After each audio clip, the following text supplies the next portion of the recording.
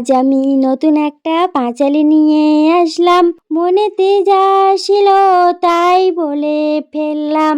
এক রমণী বিবাহ তত্ত্বে শঙ্খ এসেছিল, সেই শঙ্খ খুশি হইয়া আমারে দান করিল।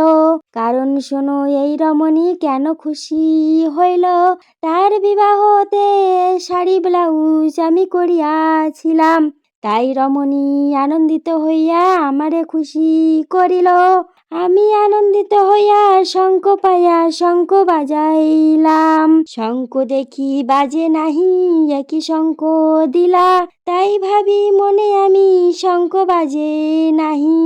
শঙ্খ মতো দেখতে এক মিষ্টির ভাণ্ডারি, তারপর শঙ্খখানি কাটিয়া আমি ফেলি।